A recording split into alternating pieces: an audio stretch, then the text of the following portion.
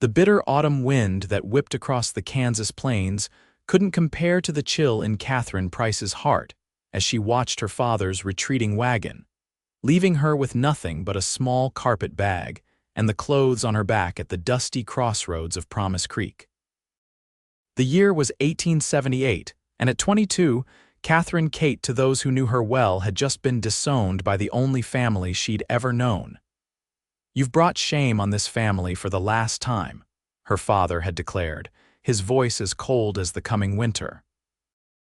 "No daughter of mine refuses a proper match to chase childish dreams." The proper match had been Jeremiah Wallace, a man 30 years her senior with yellowing teeth and wandering hands who'd offered her father $300 for her hand. When Kate had refused, and loudly so, in front of half the town, her fate was sealed. As darkness fell and the temperature dropped, Kate clutched her meager belongings closer. Promise Creek was little more than a whistle stop with a general store, saloon, and telegraph office. The nearest proper town, Silverdale, was 15 miles north. With night approaching and nowhere to go, she sank onto a wooden bench outside the general store, which had closed hours ago. "Well now, ain't this a sight?" a deep voice startled her from her misery. "Miss, you look like you're waitin' on someone who ain't coming." Kate looked up to see a tall figure silhouetted against the darkening sky.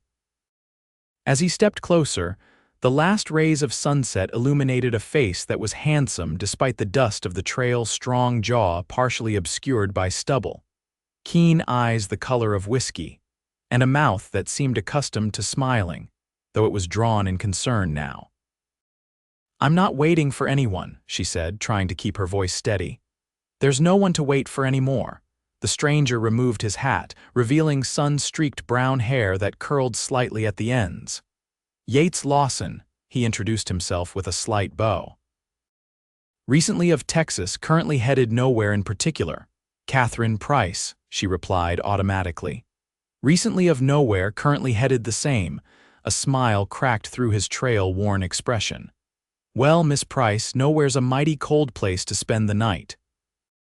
Would you allow me to buy you supper at the saloon while you tell me how you came to be acquainting yourself with that hard bench?" Kate hesitated. A saloon was no place for a respectable woman, but then again, according to her father, she was no longer respectable. And the hollow feeling in her stomach reminded her that pride wouldn't keep her warm or fed. "That's very kind, Mr. Lawson." "Yates," he corrected. "Mr. Lawson was my father, and he wasn't known for kindness." The Golden Spur Saloon was noisy but warm, filled with the smell of tobacco, whiskey, and something that might have been stew in a previous life. A few heads turned when Yates led Kate to a corner table, but most patrons were too concerned with their cards or drinks to pay them much mind. After ordering them both bowls of stew and coffee, Yates leaned back in his chair.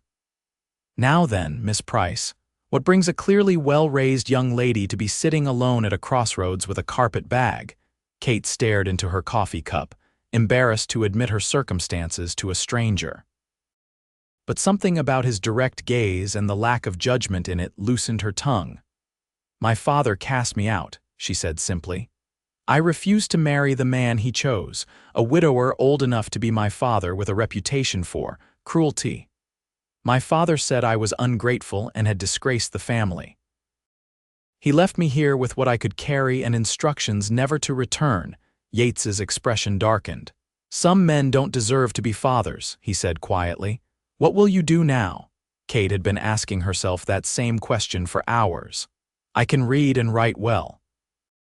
I know arithmetic and bookkeeping my mother insisted I learn before she passed. I was hoping to find work in Silverdale, perhaps as a shop assistant or a teacher's aide." "Silverdale's a day's walk from here," Yates observed, "and not the safest journey for a woman alone." "I'm aware," Kate said, lifting her chin, "but I have little choice." Yates studied her for a moment, then nodded as if coming to a decision. "I'm headed north myself. My brother has a ranch about 30 miles past Silverdale. I could escort you there for safety's sake." Kate's instinct was to refuse. She'd only just met this man, and while he seemed kind enough, she'd been raised to be cautious. But the alternative was to sleep on that bench and make the journey alone tomorrow. "Why would you help me?" she asked directly. Yates smiled, a genuine smile that reached his eyes. "My mother was left alone once with 3 young children and nowhere to go. A stranger helped her. I reckon I'm just passing along the favor." Kate considered his offer, weighing her limited options. "I would be grateful for the escort to Silverdale," she finally said, "but I'll need to find my own way once there." "Fair enough," Yates agreed, extending his hand to shake on it. His palm was warm and calloused a working man's hand. "We'll head out at first light." They secured rooms at the small boarding house attached to the saloon, the last of Kate's money going to the night's lodging, and agreed to meet at sunrise. Morning came cold and clear, frost coating the sparse grass along the roadside. Yates was waiting when Kate emerged, 2 horses saddled and ready. "I hope you can ride, Miss Price," he said, gesturing to a dappled mare. "Walking would take all day." Kate approached the horse with confidence. "My grandfather raised quarter horses. I've been riding since before I could walk." Yates's eyebrows raised in appreciation as she mounted smoothly without assistance. "Well then, we're in for a faster journey than I expected." The ride to Silverdale was easier than Kate had anticipated. Yates proved to be good company, respectful but not distant, telling stories of his travels across the Western Territories that made the miles pass quickly. By midday, they stopped by a creek to rest the horses and share a simple meal of jerky and hardtack that Yates produced from his saddlebags. "How did you come to be a cowboy?" Kate asked as they sat on sun-warmed rocks by the water. "Wasn't much choice for a boy in Texas after the war," Yates replied, tossing a pebble into the creek. "My pa didn't come back and my ma needed help with my brother and sister. Started working cattle drives when I was 16. Been doing it ever since, though lately I've been thinking about settling down." "At your brother's ranch?" Yates nodded. "He's done well for himself. Started with nothing but a few head of cattle and built it into something real. He's been after me to join him, says there's enough land for both of us." Kate felt a pang of envy at the thought of family so willing to share their good fortune. "That sounds nice, having someone to rely on."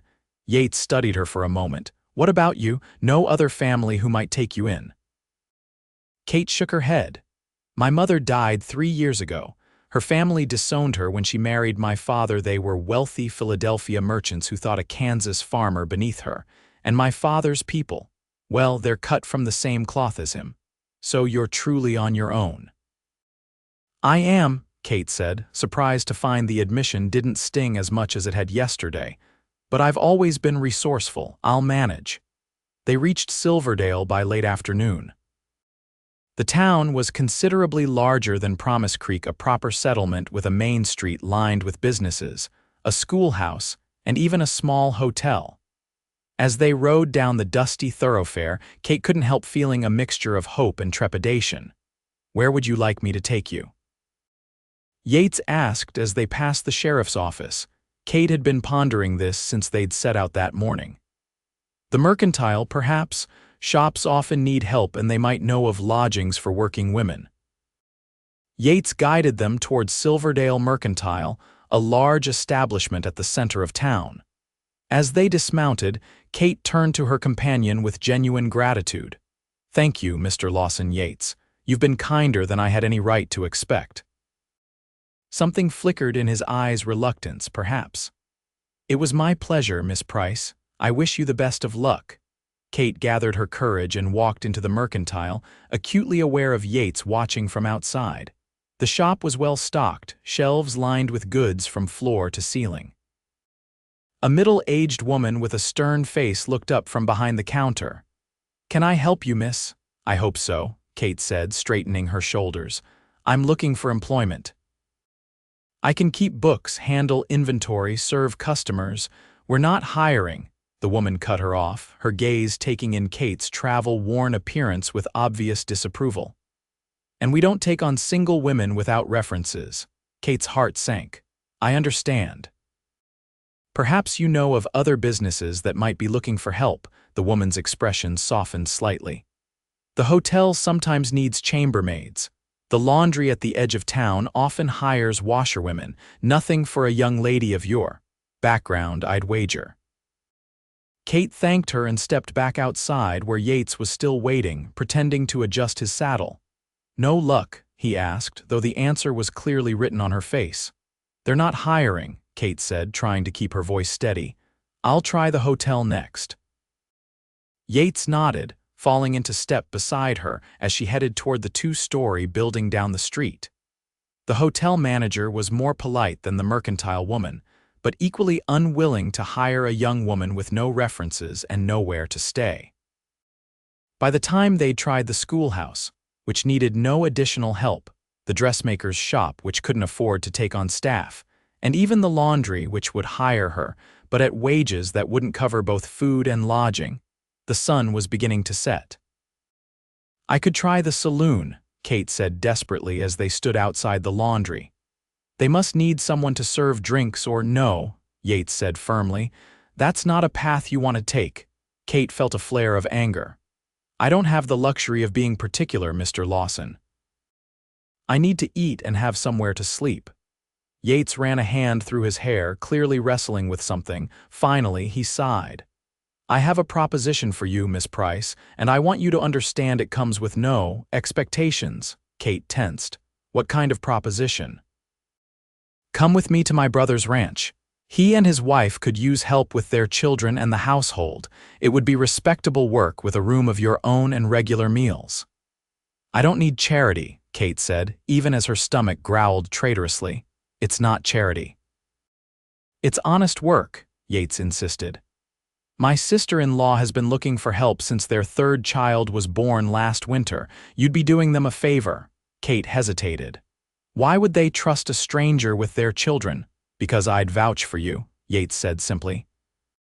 "And Elizabeth, my sister-in-law, has good judgment about people.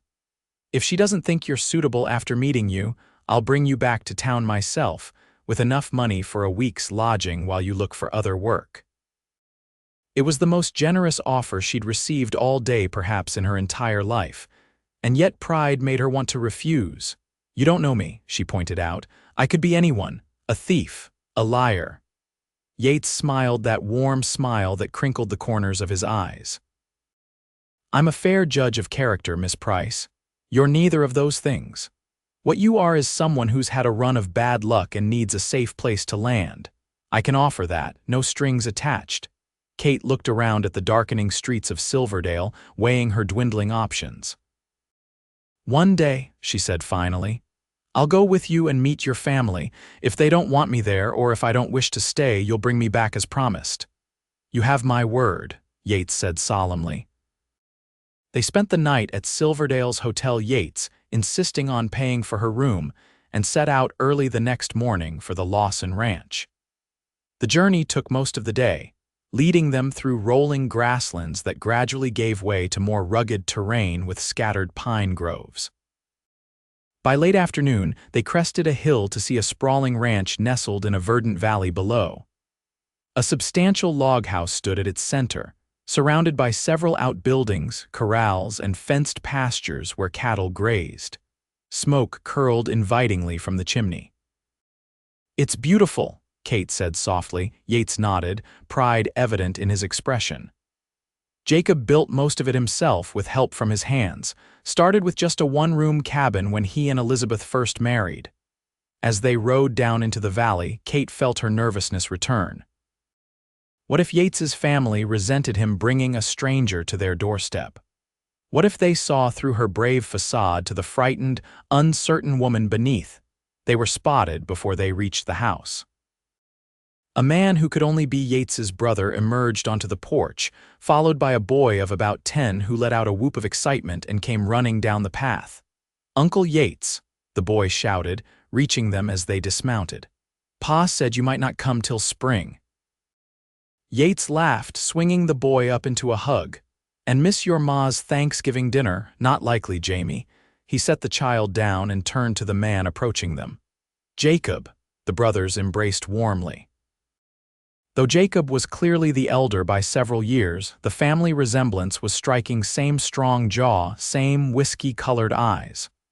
"You're earlier than your letter said," Jacob observed, then his gaze shifted to Kate. "And with company?" Yates nodded. "Jacob, this is Miss Katherine Price. She's had some difficulties recently. I thought Elizabeth might be interested in some help with the children and the house." Jacob raised an eyebrow but extended his hand to Kate. "Any friend of my brother's is welcome here, Miss Price. Come inside and meet my wife." Elizabeth Lawson proved to be a warm, practical woman with auburn hair and a baby on her hip. She welcomed Kate without hesitation, immediately offering food and showing her to a small but comfortable bedroom off the kitchen that had previously belonged to a hired girl who'd left to get married. "Yates says you can read and write and know your figures?" Elizabeth asked as she showed Kate around the kitchen after supper. "Yes, madam. My mother insisted on my education." Elizabeth nodded approvingly. "Good. I could use help with the household accounts and teaching the children their letters. Jamie's a quick study, but Mary would rather be outside with the horses and little Thomas here." She bounced the baby on her hip. "Keeps me too busy for proper lessons." "I'd be happy to help," Kate said, relief washing through her at the genuine welcome. "I enjoy teaching." "Then it's settled," Elizabeth declared. "You'll stay with us at least until you decide what you want to do next. We can discuss wages tomorrow."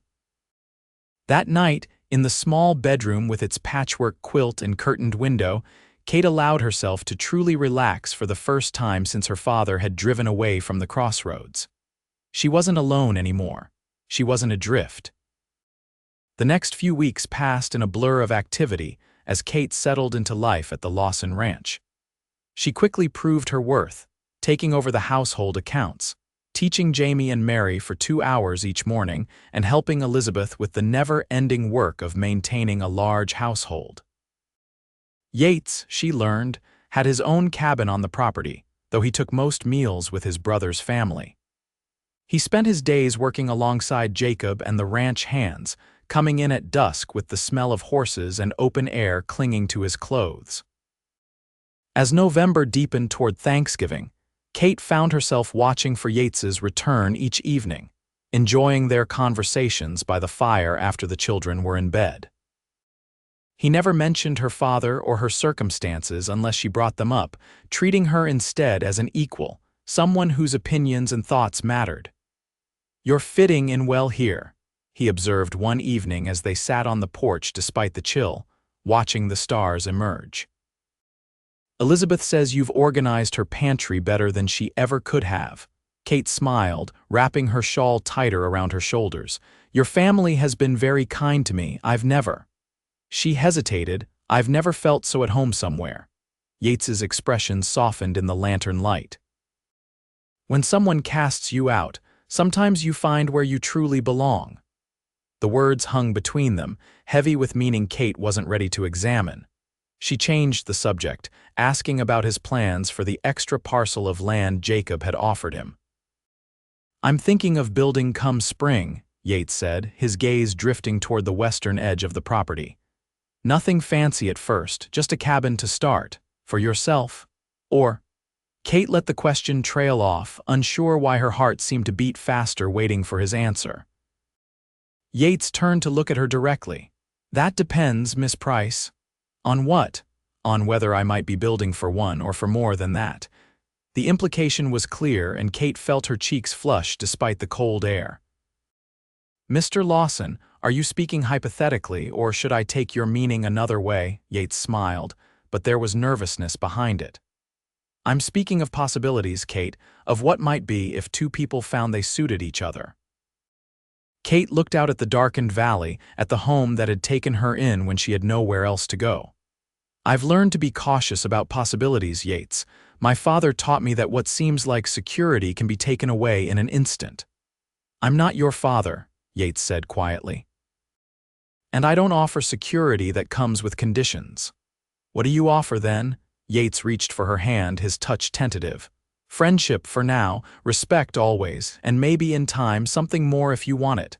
Kate didn't pull her hand away. "I think I'd like to see what possibilities might unfold." Thanksgiving at the Lawson Ranch was everything Kate's childhood holidays had not been boisterous, warm, filled with laughter. Elizabeth and Kate spent days preparing, cooking pies and bread, roasting a turkey, and setting a table that groaned under the weight of the feast.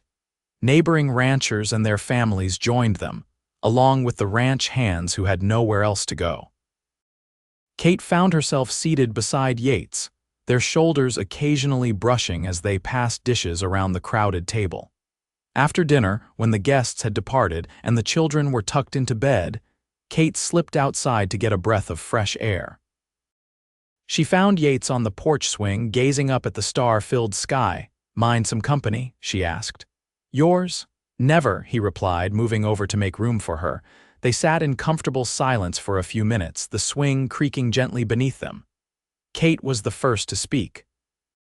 "I received a letter today," she said, "from my father's sister in St. Louis. Apparently he wrote to her about what happened, his version, of course." Yates tensed beside her. "What did she want? To offer me a place in her home? She's a widow with no children." "She says she always thought my father was too harsh and that she'd welcome my company." "Are you considering it?" Yates asked carefully. Kate turned to look at him directly. "Should I?" Yates met her gaze, his eyes reflecting the lantern light. "That depends on what you want, Kate. St. Louis is a big city, more opportunities than a ranch in Kansas. More loneliness, too, I'd wager," Kate said softly. "I've never met my aunt. She might be kind, or she might be just another person waiting for me to disappoint her." "And here?" Yates asked, his voice low. "What's waiting for you here?" Kate reached for his hand, finding courage in the darkness. "You tell me, Yates Lawson, what's waiting for me if I stay?" Yates's fingers closed around hers. "A home," he said simply. "People who care about you, who see your worth, work that matters." He paused, taking a breath. "And a man who's falling in love with you if you'll have him." The words hung between them, honest and vulnerable. Kate felt something unfurling in her chest, hope, perhaps, or the recognition of truth she'd been avoiding. "When my father left me at that crossroads," she said carefully, "I thought he'd taken everything from me, my home, my future, my place in the world." "He was wrong to do that," Yates said, anger edging his voice. "Yes," Kate agreed, "but if he hadn't, I wouldn't be here now. I wouldn't have met you or your family. I wouldn't have discovered that I'm stronger than I knew." She squeezed his hand. "And I wouldn't have found someone who sees me, truly sees me." Yates lifted their joined hands, pressing a gentle kiss to her knuckles. "Does that mean you're staying?" Kate nodded, her heart lighter than it had been in years. "I'm staying. I'll write to my aunt and thank her, but explain that I've found where I belong." Yates's smile was brighter than the stars overhead. "I'll build that cabin with 2 rocking chairs on the porch then." "I'd like that," Kate said, leaning her head against his shoulder as they swung gently in the cold November night. Winter settled over the ranch, bringing snow that blanketed the valley in pristine white. Kate's days fell into a pleasant rhythm, teaching the children in the mornings, helping with household tasks in the afternoons, and evenings spent in the warm kitchen or by the fire in the main room. Yates courted her properly, with Jacob and Elizabeth's blessing. Sunday drives in the sleigh, carefully chaperoned walks, and always those evening conversations that delved deeper into each other's hopes and dreams. By Christmas, it was clear to everyone at the ranch that Yates and Kate were headed toward a future together. He gave her a delicate silver locket containing a lock of his hair, old-fashioned but heartfelt. She gave him a hand-knitted scarf and a promise to consider his proposal when he was ready to make it. That proposal came on New Year's Eve, as they stood on the porch watching the last sunset of 1878 paint the snowy landscape in shades of gold and pink. "I had a whole speech planned," Yates admitted as he took her gloved hands in his. "About how you deserve the world, and I can only offer you this small part of it. But standing here now, all I can think to say is that I love you, Kate Price. I've loved you since I found you sitting alone at that crossroads, too proud to cry but brave enough to face whatever came next." Kate's eyes filled with tears as Yates dropped to one knee in the snow. "I know we haven't known each other long," he continued, "but some things you just know in your bones. I know I want to build a life with you." I know I want to wake up beside you every morning and fall asleep with you every night. I know I want to give you the family you deserve, one that will never cast you out, one that will cherish you as you deserve to be cherished." From his pocket, he produced a simple gold band. "It was my mother's," he explained. "Jacob got her wedding ring, but she left me this, her engagement ring, and made me promise to give it only to someone worthy of it. You're more than worthy, Kate. Will you marry me?" Kate looked down at the man kneeling before her, this good, honest man who had seen her at her lowest moment and offered not pity but respect, not charity but partnership. "Yes," she said, her voice clear despite her tears. "Yes, I will marry you, Yates Lawson." As he slid the ring onto her finger and rose to kiss her, Kate thought of how far she'd come from that desolate crossroads. Her father had cast her out, thinking to break her. Instead, he'd set her free to find where and with whom she truly belonged. They were married in the spring, after the thaw but before the planting. A simple ceremony in the town church, with Jacob standing as best man and Elizabeth as matron of honor. Jamie and Mary scattered wildflowers in Kate's path as she walked toward Yates, who waited for her with eyes that couldn't hide his love. By summer, the cabin Yates had promised was complete, a sturdy structure with a wide porch facing the sunset, just a short ride from the main house but with enough distance for privacy. They moved in with the few possessions Kate had accumulated and the furniture Jacob and Yates had built together. Their first night in their new home, they sat on the porch in the rocking chairs Yates had labored over all winter, watching as stars appeared in the deepening blue of the sky. "Happy?" Yates asked, reaching across to take her hand. Kate nodded, feeling the weight of her wedding ring now paired with her mother-in-law's band. "More than I ever thought possible. You know," Yates said thoughtfully, "when I found you at that crossroads, you told me you were recently of nowhere, currently headed the same." "I remember," Kate said softly. "You were wrong," Yates said, lifting her hand to his lips. "You were never of nowhere, you just hadn't found your somewhere yet." Kate smiled, thinking of the day her father had driven away, leaving her alone and afraid. "When my father cast me out," she said, "I thought he'd taken everything from me. I never imagined he was actually giving me the chance to find everything I never knew I wanted." Yates squeezed her hand. "He cast you out of his family, but now you have mine, and we're building our own too."